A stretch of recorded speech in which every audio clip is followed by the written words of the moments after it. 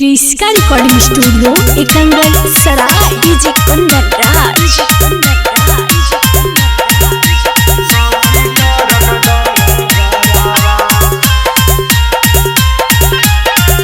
Presented by क्रिस्का film. अरे गायनी बजारिया लाला बसहरिया तकांड भइल हे सखी टरक डरा बरावा। गायनी बजारिया लाला बसहरिया तकांड भइल हे सखी टरक डरा बरावा। देखिए के पीछे से हॉर्न मारे है सखी टरक डरा बरावा। देखिए के पीछे से हॉर्न मारे है सखी टरक डरा बरावा।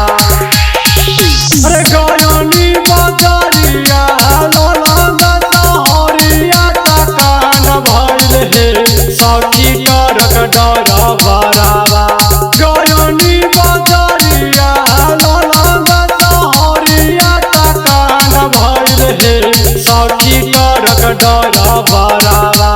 देखिए के पीछे से हॉर्न मारे है सखी टरक डरा बरावा।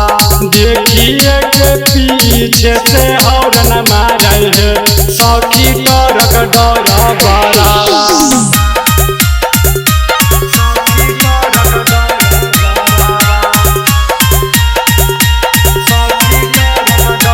डीजे कुंदन राज।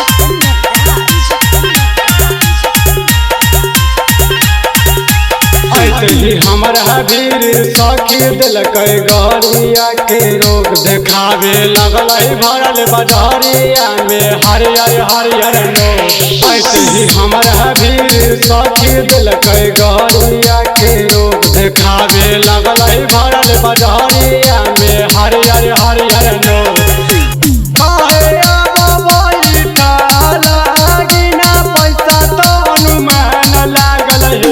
सखी ट्रैक्टर डरा बरावा। देखिए के पीछे से हॉर्न मारे है सखी ट्रैक्टर डरा बरावा। देखिए के पीछे से हॉर्न मारे है सखी टोटो डरा बरावा।